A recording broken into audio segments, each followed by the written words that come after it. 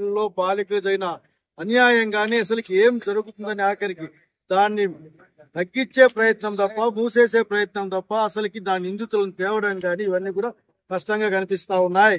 ఏమైనా మాట్లాడితే రాజకీయ రంగు పులిమే ప్రయత్నం చేస్తా ఉన్నారు. రాజకీయాలకు అతీతంగా, రాజకీయ పక్షాలకు అతీతంగా ఈరోజు పౌర సమాజం నాయకత్వాన ఈ కార్యక్రమాలు జరుగుతూ ఉంది. ఒకే ఒక డిమాండ్, 2 సంవత్సరాలుగా 12-14 ఏళ్ళ అమ్మాయి పెద్దరికి అగాత్యాన్ని అడ్డుకోలేని ఈ యంత్రాంగాలు ఈ రోజున ఆ పల్లెలోకి పోవడానికి పర్మిషన్ లేకుండా దారులు ఆపేసే ఈ ప్రభుత్వం.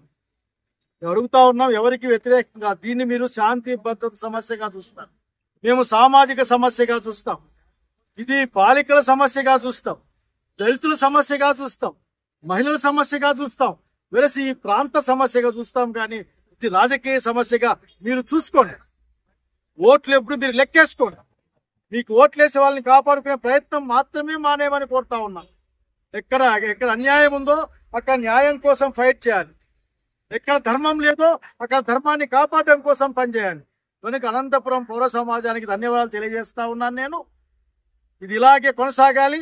అనంతపురం జిల్లా ఎప్పుడు కూడా అగ్రగామిగా ఉండేది పౌర సమాజం తరఫున. అటువంటి మరొక్కసారి ఆ పరిస్థితి కనిపిస్తున్నందుకు నేను సంతోషపడతా ఉన్నాను. నిజంగా నేను చాలా బాధపడతా ఉన్నా. అసలు ఈ దేశం మాది కాదా అనేది నా ప్రశ్న. ఈ సమాజం మాకు రక్షణ కల్పించదా అనేది మా ప్రశ్న. మేమేమైపోయినా దాన్ని డబ్బులతో కొలిచే ప్రయత్నం, 5 లక్షలు ఇచ్చినాం, 2 లక్షలు ఇచ్చినాం, 3 లక్షలు ఇచ్చినామని ఏంది ఇది? ఆ అమ్మాయికి ఏం సమాధానం చెప్తారో చెప్పాలి. ఈ రోజున ఆ అమ్మాయి గర్భవతి, పిల్లోడు పుట్టాడు, ఆ పిల్లోని భవిష్యత్తు ఏంది, వాడు ఎక్కడ వెళ్తాడు? ఆ అమ్మాయి చిన్న అమ్మాయి, ఆ అమ్మాయికి ఏమీ తెలియదు. అమ్మాయి బుక్కులు మోసుకునే వయసు అమ్మాయిది. ఆ అమ్మాయి ఊర్లోకి పోలేదు. ఆ అమ్మాయి భవిష్యత్తు ఎట్లా కాపాడుతాం? అనేక ప్రశ్నలు మన ముందున్నాయి. ఈ రోజున ఈ సమాజం కూడా ఏ విధంగా వాళ్ళని రిసీవ్ చేసుకుంటుంది? కనుక నేను ఒకటే కోరుతున్నా ప్రభుత్వాన్ని, మిమ్మల్ని దిగిపోమ్మనో లేక ఇంకోటి చేయమని కోరడం లేదు. భారత రాజ్యాంగాన్ని అమలు చేయండి. SC/ST అట్రాసిటీ యాక్ట్ మీరు అమలు చేయండి. అసలు ఇటువంటి జరగకుండా నిందితులు తగిన విధంగా శిక్ష ఇప్పించండి. అలాగే నేను న్యాయవాదులను కోరుతా ఉన్నా. మా గాంధీ గారు చక్కటి పాయింట్ చెప్పారు.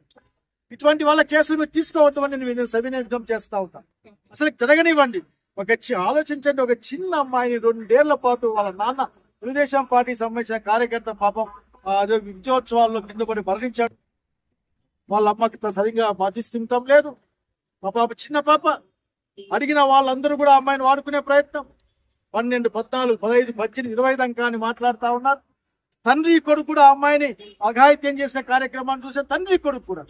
So this is not a law and order issue, this is issue of the society, this social issue. దాంతో పాటుగా లా అండ్ ఆర్డర్ తప్ప ఇది కేవలం లా అండ్ ఆర్డర్ ఇష్యూ కాదు. పౌర సమాజం కూడా ఆఖరికి ఆ ఊరికి వెళ్ళాలి, సంస్కరించాలి. అసలుకి మనుషుల పట్ల ఉన్న సంబంధాన్ని పునరుద్ధరించాలి. ఏదో కులాలకి మతాలకి సంబంధించింది కాదు, మనిషికి మనసుకి సంబంధించిన సమస్య ఇది. కాబట్టి పౌర సమాజం సాగిస్తున్న ఈ పోరాటాన్ని మేము అర్థం చేసుకుంటాం. ధన్యవాదాలు తెలియజేస్తా ఉన్నాం. ఇప్పటికైనా సరే ఈ విధమైన ఒక రియాక్షన్ వచ్చేందుకు మేము వాళ్ళకి నమస్కారం తెలియజేసుకుంటాం. దీన్ని మీరు రాజకీయంగా చూడొద్దండి, మనసుతో చూడమని కోరుకుంటా ఉన్నాను. నమస్కారం.